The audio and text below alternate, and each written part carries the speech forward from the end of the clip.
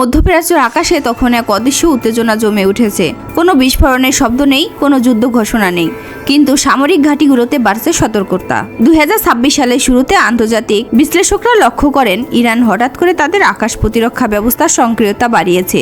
ঠিক একই সময়ে যুক্তরাষ্ট্র মধ্যপ্রাচ্য বড় সামরিক উপস্থিতি বাড়াতে শুরু করে। বিশ্বজুড়ে তখন একটি প্রশ্ন ঘুরতে থাকে, ইরান কি আগে থেকেই কিছু জানতো? বছরের পর বছর ধরে ইসরায়েল এবং ইরানের মধ্যে সরাসরি যুদ্ধ না হলেও উত্তেজনা চলছে। ড্রোন হামলা, সাইবার অপারেশন, প্রক্সি সংঘর্ষ সব মিলিয়ে এই অঞ্চল বিশ্বের সবচেয়ে সতর্কতার এলাকাগুলোর একটি। 2026 সালের জানুয়ারিতে পরিস্থিতি আরও উত্তপ্ত হয়ে ওঠে। তখন যুক্তরাষ্ট্র তা মোতায়েন বাড়ায়। বিশ্লেষকদের মতে এটি ছিল শক্তির প্রদর্শন এবং প্রতিরোধ কৌশলের অংশ। এই সময়ে ইরানের সর্বোচ্চ নেতা আয়াতুল্লাহ আলী খামেনি বিভিন্ন বক্তব্যে বারবার সতর্ক করেন, ইরানের নিরাপত্তা নিয়ে কেউ ভুল হিসাব করলে তার ফল ভালো হবে না। যদিও নির্দিষ্ট নজরদারির প্রসঙ্গ সরাসরি উল্লেখ করা হয়নি, তার বক্তব্য আন্তর্জাতিক পর্যবেক্ষকদের দৃষ্টি আকর্ষণ করে।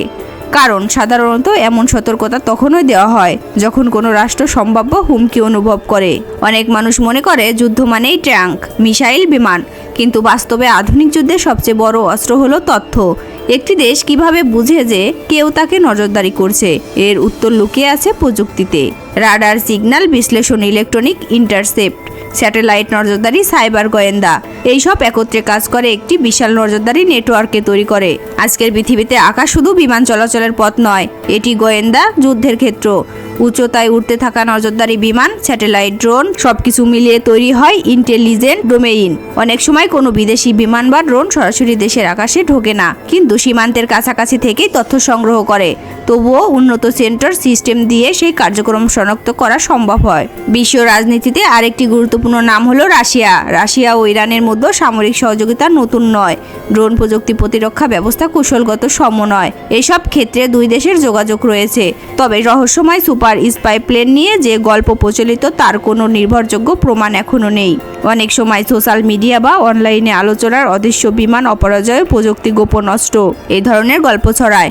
কিন্তু সামরিক বিশ্লেষকরা বলেন বাস্তব শক্তি সাধারণত খুব নাটকীয় নয়, বরং ডাটা বিশ্লেষক, নেটওয়ার্কের সমন্বয়, প্রযুক্তিগত দক্ষতা, এই তিনটি আসল পার্থক্য তৈরি করে। ইরান গত কয়েক বছরে তাদের আকাশ প্রতিরক্ষা ব্যবস্থা বড় বিনিয়োগ করেছে। স্থায়ীভাবে তৈরি radar, missile system, electronic airfare প্রযুক্তি, এই সব মিলে তারা একটি বহু স্তর প্রতিরক্ষা কাঠামো তৈরি করে, যার ফলে তারা দ্রুত হুমকি শনাক্ত করতে পারে। আজকের পৃথিবীতে যুদ্ধে সবসময় দৃশ্যমান হয় না, অনেক যুদ্ধ চলে ডাটা লাইনে, স্যাটেলাইট সিগন্যালে, রাডার স্ক্রিনে। এই অদৃশ্য যুদ্ধ অনেক সময় ভবিষ্যতের সংঘর্ষ নির্ধারণ করে। বিশেষজ্ঞদের মতে যে দেশ তথ্যর যুগে এগিয়ে থাকবে সেই দেশে বাস্তব যুদ্ধে এগিয়ে থাকবে। মধ্যপ্রাচ্যের আকাশে আজ যে উত্তেজনা আমরা দেখি তা শুধু আঞ্চলিক নয়, এর সাথে জড়িয়ে আছে বিশ্ব রাজনীতি, প্রযুক্তি এবং শক্তির ভারসাম্য। হয়তো আমরা চোখে দেখি না, কিন্তু আকাশের অদৃশ্য সেই যুদ্ধে প্রতিদিনই বদলে দিচ্ছে পৃথিবীর ভবিষ্যৎ।